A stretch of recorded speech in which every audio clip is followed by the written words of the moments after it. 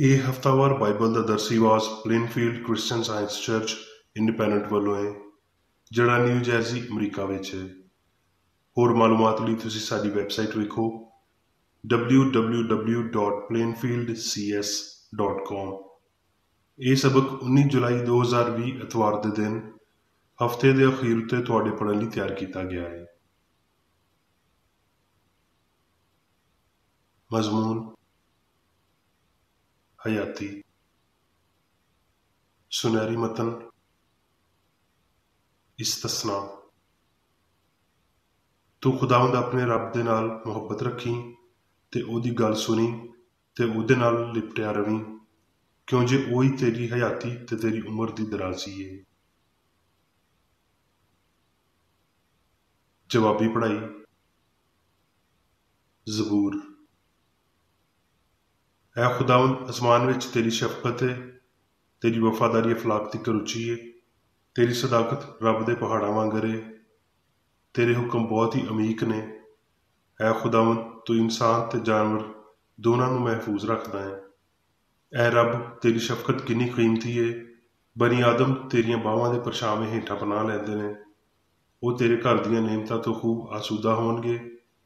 ਤੂੰ ਉਹਨਾਂ ਨੂੰ ਆਪਣੀ ਖੁਸ਼ਨੂਦੀ ਦੇ ਦਰਿਆ ਵਿੱਚੋਂ ਪਿਆਵੇਂਗਾ, ਕਿਉਂ ਜੇ ਹਯਾਤੀ ਦਾ ਚਸ਼ਮਾ ਤੇਰੇ ਕੋਲ ਏ। ਤੇਰੇ ਨੂਰ ਦੇ ਪਾਰੋਂ ਅਸੀਂ ਲੋ ਵੇਖਾਂਗੇ। ਦਰਸੀ ਵਾਜ਼ ਬਾਈਬਲ ਵਿੱਚੋਂ। ਮਿਸਾਲ। ਐ ਮੇਰੇ ਪੁੱਤਰ, ਮੇਰੀ ਤਾਲੀਮ ਨੂੰ ਫਰਾਮੋਸ਼ ਨਾ ਕਰ, ਬਲਕਿ ਤੇਰਾ ਦਿਲ ਮੇਰੇ ਹੁਕਮਾਂ ਨੂੰ ਮੰਨੇ, ਕਿਉਂ ਜੇ ਤੂੰ ਇਹਨਾਂ ਤੋਂ ਉਮਰ ਦੀ ਦਰਾਜ਼ੀ ਤੇ ਪੀਰੀ ਤੇ ਸਲਾਮਤੀ ਹਾਸਲ ਕਰੇਂਗਾ।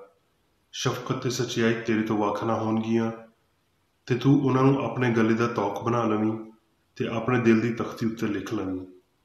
ਇੰਜ ਤੂੰ ਰੱਬ ਤੇ ਇਨਸਾਨ ਦੀ ਨਜ਼ਰ ਵਿੱਚ ਮਕਬੂਲੀਅਤ ਤੇ ਸਿਆਣ ਹਾਸਲ ਕਰੇਂਗਾ। ਸਾਰੇ ਦਿਲ ਨਾਲ ਖੁਦਾਵੰਦ ਉੱਤੇ ਭਰੋਸਾ ਕਰ ਤੇ ਆਪਣੇ ਫਹਿਮ ਉੱਤੇ ਤਕੀਆ ਨਾ ਕਰ। ਆਪਣੀਆਂ ਸਾਰੀਆਂ ਰਾਹਾਂ ਵਿੱਚ ਉਹਨੂੰ ਪਛਾਣ ਤੇ ਉਹ ਤੇਰੀ ਰਹਿਨੁਮਾਈ ਕਰੇਗਾ। ਤੂੰ ਆਪਣੀ ਹੀ ਨਜ਼ਰ ਵਿੱਚ ਸਿਆਣਾ ਨਾ ਬਣ। ਖੁਦਾਵੰਦ ਤੋਂ ਡਰ ਤੇ ਬੁਰਾਈ ਤੋਂ ਕਿਨਾਰਾ ਕਰ। ਇਹ ਤੇਰੀ ਨਾਫ ਦੀ ਸਿਹਤ ਤੇ ਤੇਰੀਆਂ ਹੱਡੀਆਂ ਦੀ ਤਾਜ਼ਗੀ ਹੋਵੇਗੀ। ਜ਼ਬੂਰ। ਮੁਸੀਬਤ ਦੇ ਦਿਨ ਖੁਦਾਵੰਦ ਤੇਰੀ ਸੁਣੇ। ਯਕੂਬ ਦੇ ਰੱਬ ਦਾ ਨਾਂ ਤੈਨੂੰ ਉਚਾਈ ਉੱਤੇ ਕਾਇਮ ਕਰੇ। ਮਕਦਸ ਤੋਂ ਤੇਰੇ ਲਈ ਕੁਮਕ ਘੱਲੇ ਤੇ ਸਿਯੋਨ ਤੋਂ ਤੈਨੂੰ ਤਾਕਤ ਦੇਵੇ। ਹੁਣ ਮੈਂ ਜਾਣ ਗਿਆ ਕਿ ਖੁਦਾਵੰਦ ਆਪਣੇ ਮਨਸੂਰ ਨੂੰ ਬਚਾ ਲੈਂਦਾ ਹੈ। ਉਹ ਆਪਣੇ ਸੱਜੇ ਹੱਥ ਦੀ ਨਜਾਤ ਬਖਸ਼ ਕੂਵਤ ਨਾਲ ਆਪਣੇ ਮੁਕੱਦਸ ਅਸਮਾਨ ਤੋਂ ਉਹਨੂੰ ਜਵਾਬ ਦੇਵੇਗਾ। ਜ਼ਬੂਰ। ਹੈ ਖੁਦਾਵੰਦ, ਤੇਰੀ ਕੂਵਤ ਤੋਂ ਬਾਦਸ਼ਾਹ ਖੁਸ਼ ਹੋਵੇਗਾ ਤੇ ਤੇਰੀ ਮੁਕਤੀ ਨਾਲ ਉਹਨੂੰ ਬਹੁਤ ਸ਼ਾਦਮਾਨੀ ਹੋਵੇਗੀ। ਉਹਨੇ ਤੇਰੇ ਤੋਂ ਹਯਾਤੀ ਮੰਗੀ ਤੇ ਤੂੰ ਦਿੱਤੀ, ਬਲਕਿ ਉਮਰ ਦੀ ਦਰਾਜ਼ੀ ਹਮੇਸ਼ਾ ਲਈ। ਜ਼ਬੂਰ। ਖੁਦਾਵੰਦ ਨੇ ਕਸਮ ਖਾਧੀ ਤੇ ਫਿਰੇਗਾ ਨਹੀਂ, ਭਈ ਤੂੰ ਮਿਲ ਕੇ ਸਿਦਕ ਦੇ ਤੌਰ ਤੇ ਅਬਦ ਤਿਕਰ ਕਾਹੇ ਨੇ। ਅਬਰਾਨੀਓ। ਤੇ ਇਹ ਮਿਲ ਕੇ ਸਿਦਕ ਸਾਲਮ ਦਾ ਬਾਦਸ਼ਾਹ ਰੱਬ ਤਾਲਾ ਦਾ ਕਾਹਨ ਹਮੇਸ਼ਾ ਕਾਹਨ ਰਹਿੰਦਾ ਹੈ। ਜਦੋਂ ਇਬਰਾਹਿਮ ਬਾਦਸ਼ਾਹਾਂ ਨੂੰ ਕਤਲ ਕਰਕੇ ਵਾਪਸ ਆਇਆ ਤੇ ਇਹਨੇ ਹੀ ਉਹਦਾ ਇਸਤਕਬਾਲ ਕੀਤਾ ਤੇ ਉਹਦੇ ਲਈ ਬਰਕਤ ਚਾਹੀ। ਉਹਨੂੰ ਹੀ ਇਬਰਾਹਿਮ ਨੇ ਸਾਰੀਆਂ ਸ਼ੈਵਾਂ ਦੀ ਦਇਆਕੀ ਦਿੱਤੀ। ਇਹ ਅਵਲ ਤੇ ਆਪਣੇ ਨਾਂ ਦੇ ਮੁਤਾਬਕ ਰਾਸਤਬਾਜ਼ੀ ਦਾ ਬਾਦਸ਼ਾਹ ਹੈ ਤੇ ਫਿਰ ਸਾਲਮ ਯਾਨੀ ਸੁਲ੍ਹਾ ਦਾ ਬਾਦਸ਼ਾਹ ਹੈ। ਇਹ ਬੇਪਿਓ ਬੇਮਾਂ ਬੇਨਸਬਨਾਮਾ ਹੈ। ਨਾ ਉਹਦੀ ਉਮਰ ਦਾ ਸ਼ੁਰੂ ਨਾ ਹਯਾਤੀ ਦਾ ਅਖੀਰ, ਬਲਕਿ ਰੱਬ ਦੇ ਪੁੱਤਰ ਦਾ ਮੁਸ਼ਾਬਾ ਠਹਿਰਿਆ। ਸਲਾਤੀਨ। ਤੇ ਇੱਕ ਦਿਨ ਇੰਜ ਹੋਇਆ ਭਈ ਅਲੀਸ਼ਾ ਸ਼ੁਨੀਮ ਨੂੰ ਗਿਆ। ਉੱਥੇ ਇੱਕ ਦੌਲਤਮੰਦ ਔਰਤ ਸੀ ਤੇ ਉਹਨੇ ਉਹਨੂੰ ਰੋਟੀ ਖਾਣ ਤੇ ਮਜਬੂਰ ਕੀਤਾ। ਤੇ ਫਿਰ ਜਦੋਂ ਕਦੀ ਉਹ ਉੱਥੋਂ ਲੰਘਦਾ ਰੋਟੀ ਖਾਣ ਲਈ ਉੱਥੇ ਟੁਰ ਜਾਂਦਾ ਸੀ। ਇਸ ਲਈ ਉਹਨੇ ਆਪਣੇ ਬੰਦੇ ਨੂੰ ਆਖਿਆ, ਵੇਖ, ਮੈਨੂੰ ਇਹ ਲੱਗਦਾ ਹੈ ਭਈ ਇਹ ਰੱਬ ਦਾ ਬੰਦਾ ਜਿਹੜਾ ਅਕਸਰ ਸਾਡੇ ਵੱਲ ਆਉਂਦਾ ਹੈ ਮੁਕੱਦਸ ਹੈ। ਅਸੀਂ ਉਹਦੇ ਲਈ ਇੱਕ ਪਲੰਗ ਤੇ ਕੋਠੜੀ ਕੰਧ ਉੱਤੇ ਬਣਾ ਦਈਏ ਤੇ ਉਹਦੇ ਲਈ ਇੱਕ ਪਲੰਗ ਤੇ ਮੇਜ਼ ਤੇ ਚੌਕੀ ਤੇ ਸ਼ਮਾਦਾਨ ਲਗਾ ਦਈਏ। ਫਿਰ ਜਦੋਂ ਕਦੀ ਉਹ ਸਾਡੇ ਕੋਲ ਆਵੇ ਤੇ ਉੱਥੇ ਹੀ ਠਹਿਰੇਗਾ। ਇਸ ਲਈ ਇੱਕ ਦਿਨ ਇੰਜ ਹੋਇਆ ਭਈ ਉਹ ਉੱਧਰ ਗਿਆ ਤੇ ਉਸ ਕੋਠੜੀ ਵਿੱਚ ਜਾ ਕੇ ਉੱਥੇ ਹੀ ਸੁੱਤਾ। ਫਿਰ ਉਹਨੇ ਆਪਣੇ ਖਾਦਮ ਜਿਹਾਜ਼ੀ ਨੂੰ ਆਖਿਆ ਭਈ ਇਸ ਸ਼ੁਨੀਮੀ ਔਰਤ ਨੂੰ ਸੱਦੇ। ਉਹਨੇ ਉਹਨੂੰ ਸੱਦ ਲਿਆ ਤੇ ਉਹ ਉਹਦੇ ਸਾਹਮਣੇ ਖਲੋ ਗਈ। ਫਿਰ ਉਹਨੇ ਆਪਣੇ ਖਾਦਮ ਨੂੰ ਆਖਿਆ, ਤੂੰ ਇਹਨੂੰ ਪੁੱਛ ਭਈ ਤੂੰ ਜਿਹੜੀਆਂ ਸਾਡੇ ਲਈ ਇੰਨੀਆਂ ਫਿਕਰਾਂ ਕੀਤੀਆਂ ਤੇ ਤੇਰੇ ਲਈ ਕੀ ਕੀਤਾ ਜਾਵੇ। ਕੀ ਤੂੰ ਚਾਹੁੰਦੀ ਏ ਭਈ ਬਾਦਸ਼ਾਹ ਨੂੰ ਜਾਂ ਫੌਜ ਦੇ ਸਰਦਾਰ ਨੂੰ ਤੇਰੀ ਸਿਫਾਰਿਸ਼ ਕੀਤੀ ਜਾਵੇ? ਉਹਨੇ ਜਵਾਬ ਦਿੱਤਾ, ਮੈਂ ਤੇ ਆਪਣੇ ਲੋਕਾਂ ਵਿੱਚ ਹੀ ਰਹਿੰਦੀ ਹਾਂ। ਫਿਰ ਉਹਨੇ ਉਹਨੂੰ ਆਖਿਆ, ਉਹਦੇ ਲਈ ਕੀ ਕੀਤਾ ਜਾਵੇ? ਫਿਰ ਜਿਹਾਜ਼ੀ ਨੇ ਜਵਾਬ ਦਿੱਤਾ ਕਿ ਵਾਕਈ ਉਹਦੇ ਕੋਈ ਪੁੱਤਰ ਨਹੀਂ ਤੇ ਉਹਦਾ ਬੰਦਾ ਬੁੱਢਾ ਹੈ। ਫਿਰ ਉਹਨੇ ਉਹਨੂੰ ਆਖਿਆ, ਉਹਨੂੰ ਸੱਦ ਲੈ। ਤੇ ਜਦੋਂ ਉਹਨੇ ਉਹਨੂੰ ਸੱਦਿਆ ਤੇ ਉਹ ਬੂਹੇ ਉੱਤੇ ਖਲੋ ਗਈ। ਫਿਰ ਉਹਨੇ ਆਖਿਆ, ਮੌਸਮੇ ਬਹਾਰ ਵਿੱਚ ਵੇਲਾ ਪੂਰਾ ਹੋਣ ਤੇ ਤੇਰੀ ਗੋਦ ਵਿੱਚ ਪੁੱਤਰ ਹੋਵੇਗਾ। ਉਹਨੇ ਆਖਿਆ, ਨਹੀਂ ਐ ਮਾਲਕ, ਐ ਰੱਬ ਦੇ ਬੰਦੇ, ਆਪਣੀ ਲੌਂਡੀ ਨੂੰ ਝੂਠ ਨਾ ਆਖ। ਇਸ ਲਈ ਉਹ ਔਰਤ ਹਾਮਲਾ ਹੋਈ ਤੇ ਜਿਵੇਂ ਅਲੀਸ਼ਾ ਨੇ ਉਹਨੂੰ ਆਖਿਆ ਸੀ, ਮੌਸਮੇ ਬਹਾਰ ਵਿੱਚ ਵੇਲਾ ਪੂਰਾ ਹੋਣ ਤੇ ਉਹਦੇ ਪੁੱਤਰ ਹੋਇਆ।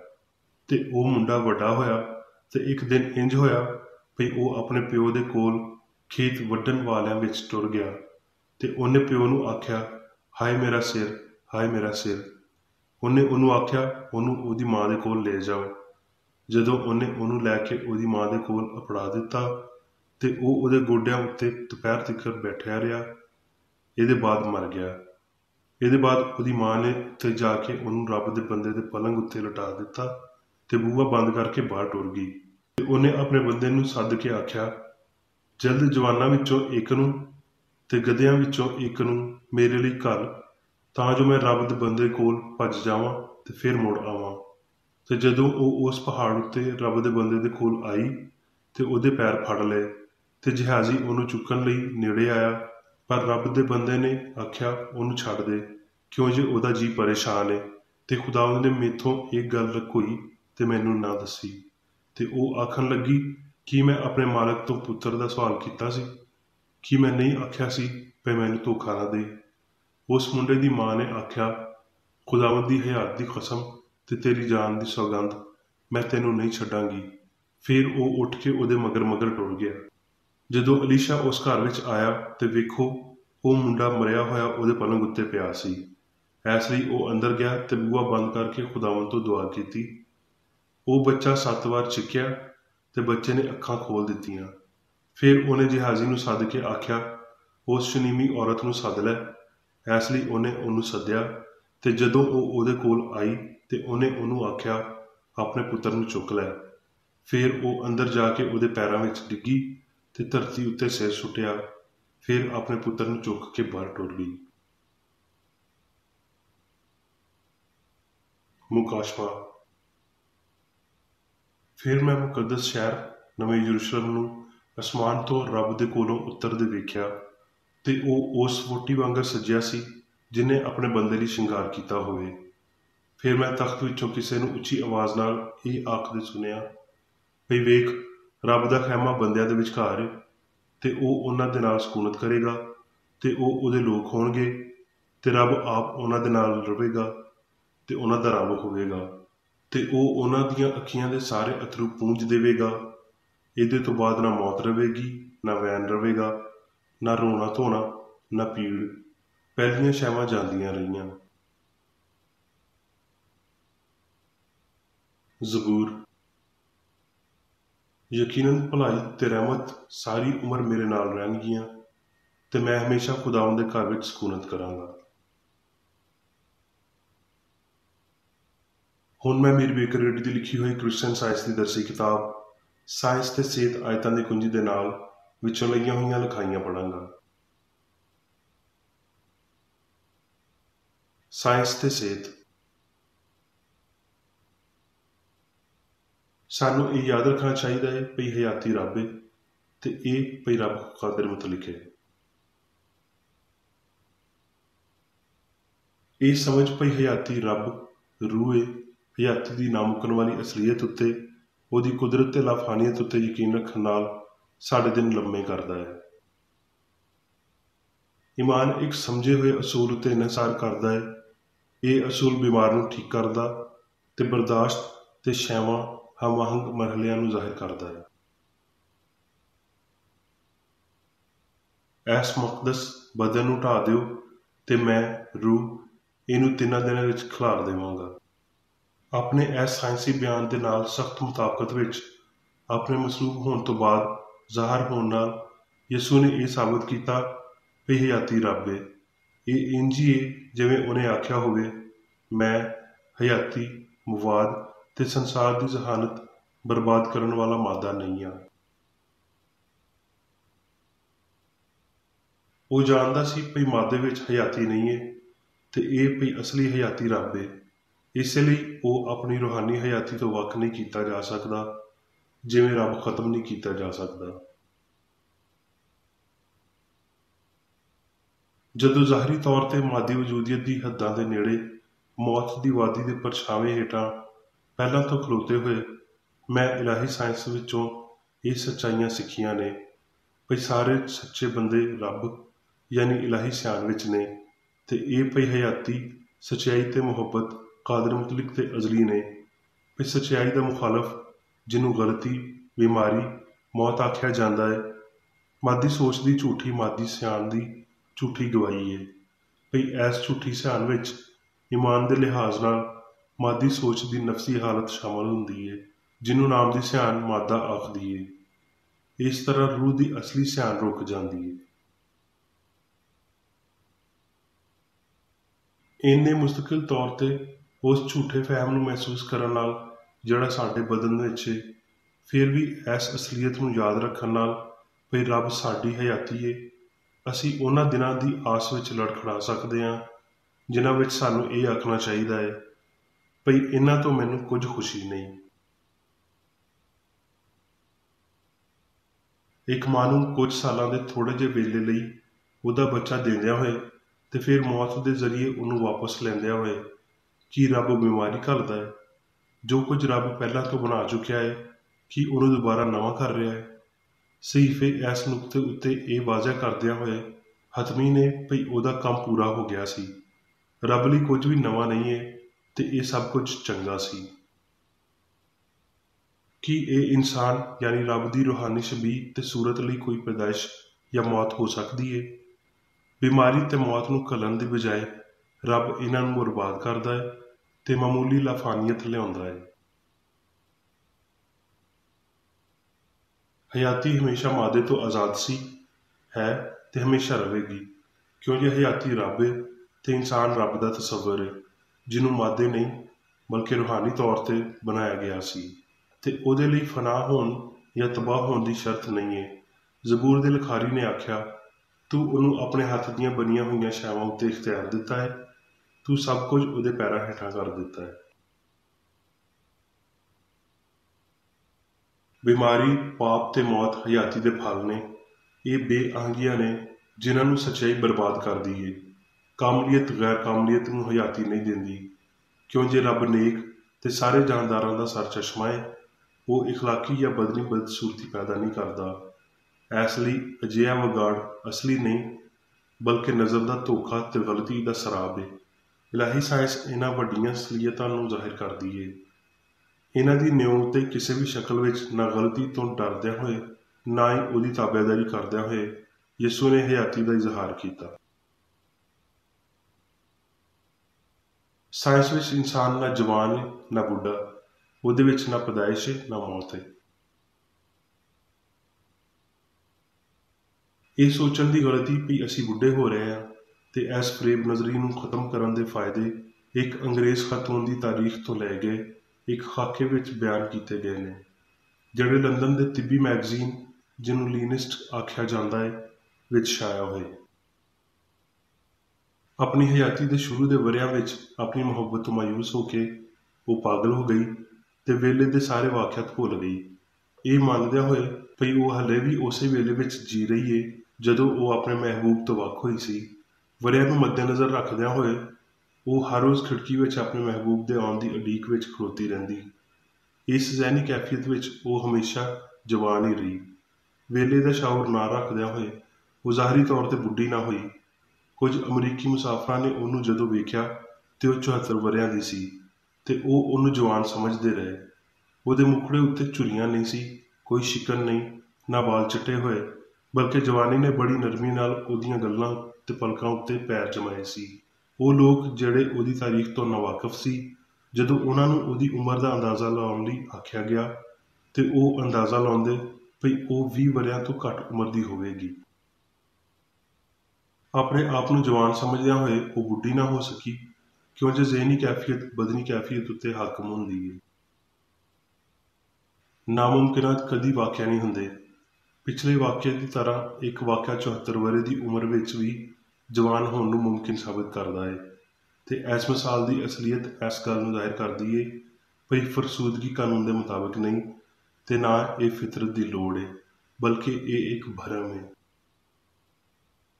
ਲਾਮਹਿਦੂਦ ਕਦੀ ਸ਼ੁਰੂ ਨਹੀਂ ਹੋਇਆ ਤੇ ਨਾ ਇਹ ਕਦੀ ਖਤਮ ਹੋਵੇਗਾ। ਸਿਆਣ ਤੇ ਇਹਦੀਆਂ ਸ਼ਕਲਾਂ ਕਦੀ ਫਨਾ ਨਹੀਂ ਹੋ ਸਕਦੀਆਂ। ਇਨਸਾਨ ਬੁਰਾਈ ਤੇ ਚੰਗਿਆਈ, ਖੁਸ਼ੀ ਤੇ ਦੁੱਖ, ਬਿਮਾਰੀ ਤੇ ਸਿਹਤ, ਹਯਾਤੀ ਤੇ ਮੌਤ ਵਿੱਚ ਝੂਲਦਾ ਹੋਇਆ ਪੈਂਡੂਲਮ ਨਹੀਂ ਹੈ। ਸ਼ਮਸੀ ਵਰ੍ਹੇ ਦੇ ਮੁਤਾਬਕ ਉਮਰ ਦੀ ਦਰਾਜ਼ੀ ਜਵਾਨੀ ਖੋਹ ਲੈਂਦੀ ਤੇ ਉਮਰ ਨੂੰ ਬਦਸੂਰਤੀ ਫਰਾਹਮ ਕਰਦੀ ਹੈ। ਸੱਚਾਈ ਤੇ ਅਸਲੀਅਤ ਦਾ ਮੁਨੱਵਰ ਸੂਰਜ ਹਸਤੀ ਦੇ ਨਾਲ ਵਜੂਦੀਅਤ ਰੱਖਦਾ ਹੈ। ਜਵਾਨ ਮਰਦੀ ਇਹਦੀ ਅਬਦੀ ਦੁਪਹਿਰ ਹੈ, ਜਿਹੜੀ ਡੁੱਬਦੇ ਹੋਏ ਸੂਰਜ ਦੇ ਨਾਲ ਧੀਮੀ ਹੁੰਦੀ ਜਾਂਦੀ ਹੈ। ਬਦਨੀ ਤੇ ਮਾਦੀ ਦੀ ਤਰ੍ਹਾਂ ਖੂਬਸੂਰਤੀ ਦਾ ਆਰਜ਼ੀ ਫਹਿਮ ਧੁੰਦਲਾ ਹੁੰਦਾ ਜਾਂਦਾ ਹੈ। ਰੌਸ਼ਨ ਤੇ ਨਾਕਾਬਲੇ ਤਸਖੀਰ ਤਾਰੀਫਾਂ ਦੇ ਨਾਲ ਰੂਹ ਦੇ ਨੂਰ ਨੂੰ ਮਸਰੂਰ ਫਹਿਮ ਉੱਤੇ ਤਲੂ ਹੋਣਾ ਚਾਹੀਦਾ ਹੈ। ਉਮਰਾਂ ਨੂੰ ਕਦੀ ਖਾਤਰ ਵਿੱਚ ਨਾ ਲਿਆਓ। ਤਾਰੀਖੀ ਅਦਾਦੋ-ਸ਼ੁਮਾਰ ਹਮੇਸ਼ਾ ਦੀ ਵੁਸਅਤ ਦਾ ਹਿੱਸਾ ਨਹੀਂ ਹੈ। ਪੈਦਾਇਸ਼ ਤੇ ਮੌਤ ਦੇ ਔਕਾਤਕਾਰ ਮਰਦਾਨਗੀ ਤੇ ਨਸਵਾਨੀਅਤ ਦੇ ਖਿਲਾਫ ਬਹੁਤ ਵੱਡੀਆਂ ਸਾਜ਼ਿਸ਼ਾਂ ਨੇ। ਉਹ ਸਭ ਕੁਝ ਜੋ ਚੰਗਾ ਹੈ ਤੇ ਸੋਹਣਾ ਹੈ, ਉਹਨੂੰ ਨਾਪਣ ਤੇ ਹੱਦ ਵਿੱਚ ਕਰਨ ਦੀ ਗਲਤੀ ਦੇ ਸਵਾ ਇਨਸਾਨ 60 ਵਰ੍ਹਿਆਂ ਦੀ ਹਯਾਤੀ ਦਾ ਬਹੁਤਾ ਮਜ਼ਾ ਲਵੇਗਾ, ਤੇ ਫਿਰ ਵੀ ਆਪਣੀ ਜ਼ਿਹਨੀ ਤਾਕਤ, ਤਾਜ਼ਗੀ ਤੇ ਵਾਅਦੇ ਨੂੰ ਕਾਇਮ ਰੱਖੇਗਾ। ਲਾਫਾਨੀ ਹੁਕਮਰਾਨ ਦੇ ਹੇਠਾਂ ਇਨਸਾਨ ਹਮੇਸ਼ਾ ਸੋਹਣਾ ਤੇ ਵੱਡਾ ਹੁੰਦਾ ਹੈ। ਹਰ ਆਉਣ ਵਾਲਾ ਸਾਲ ਸਿਆਣ, ਖੂਬਸੂਰਤੀ ਤੇ ਪਾਕੀਜ਼ਗੀ ਨੂੰ ਸਾਹਮਣੇ ਲਿਆਉਂਦਾ ਹੈ। ਸਾਨੂੰ ਸਾਰਿਆਂ ਨੂੰ ਇਹ ਸਿੱਖਣਾ ਚਾਹੀਦਾ ਹੈ ਭਈ ਹਯਾਤੀ ਰੱਬ ਹੈ। ਆਪਣੇ ਆਪ ਨਾਲ ਸਵਾਲ ਕਰੋ, ਕੀ ਮੈਂ ਅਜਿਹੀ ਹਯਾਤੀ ਜੀ ਰਿਹਾ ਵਾਂ ਜਿਹੜੀ ਆਲਾ ਚੰਗਿਆਈ ਤੀਕਰ ਰਸਾਈ ਰੱਖਦੀ ਹੈ? ਕੀ ਮੈਂ ਸੱਚਾਈ ਤੇ ਮੁਹੱਬਤ ਦੀ ਸ਼ਫਾਈਆ ਕੂਵਤ ਦਾ ਇਜ਼ਹਾਰ ਕਰ ਰਿਹਾ ਵਾਂ? ਜੇ ਹਾਂ, ਤੇ ਦੁਪਹਿਰ ਤੀਕਰ ਰੌਸ਼ਨ ਰਸਤਾ ਹੁੰਦਾ ਜਾਵੇਗਾ। ਤੁਹਾਡੇ ਫਲ ਉਹ ਸਭ ਕੁਝ ਸਾਬਤ ਕਰਨ ਜੋ ਰੱਬ ਦਾ ਇਦਰਾਕ ਇਨਸਾਨ ਲਈ ਮੁਹੱਈਆ ਕਰਦਾ ਹੈ। ਇਸ ਖਿਆਲ ਨੂੰ ਹਮੇਸ਼ਾ ਲਈ ਅਪਣਾ ਲਓ ਭਈ ਇਹ ਰੂਹਾਨੀ ਖਿਆਲ ਰੂਲ ਕੁਦਸ ਤੇ ਮਸੀਹ ਹੀ ਹੈ ਜਿਹੜਾ ਤੁਹਾਨੂੰ ਸਾਇੰਸੀ ਯਕੀਨ ਦੇ ਨਾਲ ਉਸ ਸ਼ਿਫਾ ਦੇ ਕਾਨੂੰਨ ਦਾ ਇਜ਼ਹਾਰ ਕਰਨ ਦੇ ਕਾਬਲ ਬਣਾਉਂਦਾ ਹੈ, ਜਿਹੜਾ ਪੂਰੀ ਅਸਲੀ ਹਸਤੀ ਨੂੰ ਬੁਨਿਆਦੀ ਤੌਰ ਤੇ ਲੋੜ ਤੋਂ ਬਹੁਤਾ ਤੇ ਘੇਰੇ ਵਿੱਚ ਲੈਂਦਿਆਂ ਹੋਏ ਇਲਾਹੀ ਅਸੂਲ ਮੁਹੱਬਤ ਉੱਤੇ ਨੀਂਹ ਰੱਖਦਾ ਹੈ। ਹੁਣ ਮੈਂ ਮੇਰੀ ਬੇਕਰ ਅੱਡੀ ਵੱਲੋਂ ਚਰਚ ਮੈਨੂਅਲ ਵਿੱਚ ਦਿੱਤੇ ਹੋਏ ਰੋਜ਼ਾਨਾ ਦੇ 3 ਫਰਜ਼ ਪੜਾਂਗਾ। ਰੋਜ਼ਾਨਾ ਦੀ ਦੁਆ। ਇਸ ਚਰਚ ਦੇ ਹਰ ਰੁਕਨ ਦਾ ਹੀ ਫਰਜ਼ ਹੈ ਭਈ ਹਰ ਰੋਜ਼ ਇਹ ਦੁਆ ਕਰੇ, ਤੇਰੀ ਬਾਦਸ਼ਾਹੀ ਆਵੇ, ਇਲਾਹੀ ਸੱਚਾਈ, ਹਯਾਤੀ ਤੇ ਪਿਆਰ ਦੀ ਸਲਤਨਤ ਮੇਰੇ ਅੰਦਰ ਕਾਇਮ ਹੋਵੇ ਤੇ ਸਾਰੇ ਪਾਪ ਮੈਥੋਂ ਨਿਕਲ ਜਾਣ, ਤੇ ਤੇਰਾ ਕਲਾਮ ਸਾਰੇ ਇਨਸਾਨਾਂ ਦੇ ਪਿਆਰ ਨੂੰ ਵਧਾਵੇ ਤੇ ਉਹਨਾਂ ਉੱਤੇ ਹਕੂਮਤ ਕਰੇ। ਮਕਸਦਾਂ ਤੇ ਕੰਮਾਂ ਦਾ ਇੱਕ ਅਸੂਲ। ਨਾ ਕੋਈ ਮੁਖਾਲਫਤ ਤੇ ਨਾ ਕੋਈ ਜ਼ਾਤੀ ਤਾਲੁਕ ਮਾਦਰੀ ਚਰਚ ਦੇ ਕਿਸੇ ਰੁਕਨ ਦੇ ਮਕਸਦਾਂ ਜਾਂ ਕੰਮਾਂ ਉੱਤੇ ਅਸਰ ਕਰਨੇ ਚਾਹੀਦੇ। ਸਾਇੰਸ ਵਿੱਚ ਬਸ ਇਲਾਹੀ ਪਿਆਰ ਹੀ ਹਕੂਮਤ ਕਰਦਾ ਹੈ, ਤੇ ਇੱਕ ਮਸੀਹੀ ਸਾਇੰਸਦਾਨ ਪਾਪ ਨੂੰ ਰੱਦ ਕਰਦਿਆਂ ਹੋਏ ਸੁੱਚੀ ਭਰਾਬੰਦੀ, ਖੈਰਾਤ ਪਸੰਦੀ ਤੇ ਮਾਫੀ ਨਾਲ ਪਿਆਰ ਦੀਆਂ ਮਿੱਠੀਆਂ ਸੱਚਾਈਆਂ ਦਾ ਪਰਛਾਵਾਂ ਬਣਦਾ ਹੈ। ਇਸ ਚਰਚ ਦੇ ਸਾਰੇ ਰੁਕਨਾਂ ਨੂੰ ਸਾਰੇ ਪਾਪਾਂ ਤੋਂ, ਗਲਤ ਤਰ੍ਹਾਂ ਦੀਆਂ ਪੇਸ਼ਨਗੋਈਆਂ, ਮੁਨਸਫੀਆਂ, ਮੁਜ਼ੰਮਤਾਂ, ਸਲਾਹਾਂ, ਗਲਤ ਅਸਰਾਂ ਨੂੰ ਲੈਣ ਤੇ ਗਲਤ ਅਸਰ ਦੇਣ ਤੋਂ ਆਜ਼ਾਦ ਰਹਿਣ ਲਈ ਹਰ ਰੋਜ਼ ਖਿਆਲ ਰੱਖਣਾ ਚਾਹੀਦਾ ਹੈ ਤੇ ਦੁਆ ਕਰਨੀ ਚਾਹੀਦੀ ਹੈ। ਫਰਜ਼ ਲਈ ਚੁਸਤੀ। ਇਸ ਚਰਚ ਦੇ ਹਰ ਰੁਕਨ ਦਾ ਹੀ ਫਰਜ਼ ਹੈ ਭਈ ਉਹ ਹਰ ਰੋਜ਼ ਜਾਰਹਾਨਾ ਜ਼ਿਹਨੀ ਸਲਾਹਾਂ ਦੇ ਖਿਲਾਫ ਆਪਣੇ ਆਪ ਨੂੰ ਤਿਆਰ ਰੱਖੇ ਤੇ ਰੱਬ, ਆਪਣੇ ਕਾਇਦ ਤੇ ਇਨਸਾਨਾਂ ਲਈ ਆਪਣੇ ਫਰਜ਼ਾਂ ਨੂੰ ਨਾ ਕਦੀ ਭੁੱਲੇ ਤੇ ਨਾ ਕਦੀ ਨਜ਼ਰਅੰਦਾਜ਼ ਕਰੇ। ਉਹਦੇ ਕੰਮਾਂ ਦੇ ਰਾਹੀਂ ਉਹਦਾ ਇਨਸਾਫ ਹੋਵੇਗਾ, ਉਹ ਬੇਕਸੂਰ ਜਾਂ ਕਸੂਰਵਾਰ ਹੋਵੇਗਾ।